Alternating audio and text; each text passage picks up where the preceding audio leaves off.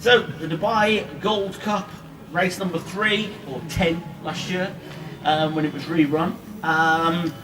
Again, I don't think this is the strongest race on the Dubai World Cup night. Group 3. It's a Group 3. It's you know. What a Group 3 feel?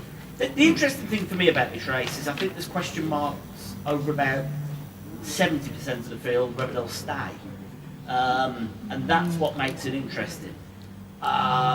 It could be one of those races where we actually get an outsider, and I'd love to see Jutland at 50s. I think if it stays, it'll place, and it's bred to stay. If you look at its breeding, it should stay at 2 mile. It's tough, and I'd love to see Jutland there again. Like we said earlier for Irwin, I'd love to see it for Doug. But it's one of those races where if you're going to go purely on form and horses that stay the trip, then Cavalryman seems to be the sensible pick, the safe pick. Gary, do you agree, or would you? I guess. Well, no, I'll completely disagree in that case. This race actually houses my favourite flat horse at the current Sadler's Rock. I love this horse to bits. He's done me more than one good turn. I followed him since he was running in handicaps over, and actually backed this horse for the Triumph third after he won the handicap at Leopardstown, I think it was, looking at his owners, they primarily jumps horses, don't they? I thought that was the way it ended up, but I think this horse probably what Gelding, if I'm perfectly honest. He seemed to be concentrating a great deal, I didn't think, towards the back end last year. He was nowhere near fit when he ran here first time up. No, that was a poor race. The key thing for me was, in that race, which he hadn't been doing before, he settled well. And he hadn't been doing that in the UK in his races last year, and it was costing him any sort of chance that he had. I'm going to have a bet on him, but I think the best bet, I think probably the nap of the night goes in this race, and it's the top one, Imperial Monarch, who I think is going to end up being Aidan O'Brien's Cup horse this year. He's certainly bred to stay. There's a slight doubt 2 miles, but I think he'll be able to sit handy to the pace. I just think of that class as simple as that. This is a horse who was so unlucky in the French Derby. He probably should have won that race with a clear one. And then he won the Grand Prix of the Paris at Longshore after that. Ran okay in Canada after that as well. So I think he's going to be their Cup horse this year, and I'll be disappointed if he doesn't go very, very close. Okay, Yeah, I think he was staying on all the way at the Woodbine race, and I don't think there's any question he's going to make a run here, especially with the rail draw. This is a horse with 5 lifetime starts, going up against a very exposed field, and I think it could mean he wins by 3, or he's third, having to deal with maybe something slightly new to him. So there are, I think, some questions. I do think Cavalryman's a proper 2 mile horse, and is the one for me, and at least was at one point this week slightly overvalued. If you're talking betting wise, would you go Imperial Monarch at 9-4, which you pretty much is across the board, a few people offering 2s, or would you try and get the 6s on Cavalryman, knowing he's going to stay, and go each way, he's going to be one of the few definites at the end? Yeah, I mean, Cavalryman is mine on top, but Star Empire and Azima, the locals have kind of beaten up on each other, but they've crushed the internationals. Yeah. The horses that have been here all year have Certeric. Those horses have all just kind of been up against each other, and I don't know if it's a good thing or a bad thing. Sadler's Rock has every right to improve off that last run.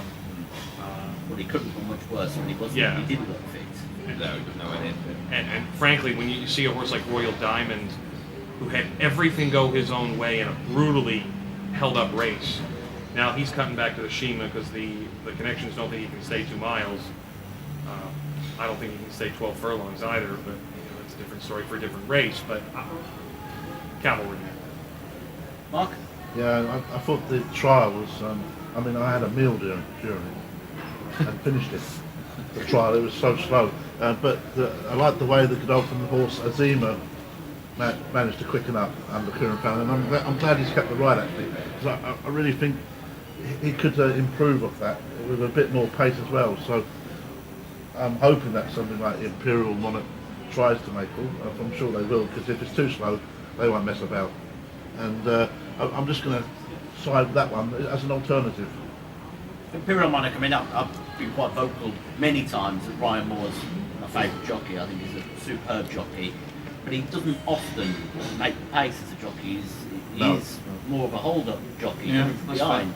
So you're asking him to do something that he wouldn't normally. I mean, obviously 54.5. There's no way Joseph O'Brien could do that weight. Which He is didn't why Ryan's exactly on board. get on with it at Woodbine either, which he probably should have. Yeah. They let Frankie Dettori walk the dog on the front end, which is what I thought it looked like on paper that Imperial Monarch wasn't going to go as he had in Europe. So, and Joshua Tree was let alone on a loose lead. Moore didn't take him up the Yeah. front, so That's the worry for me on Imperial Monarch.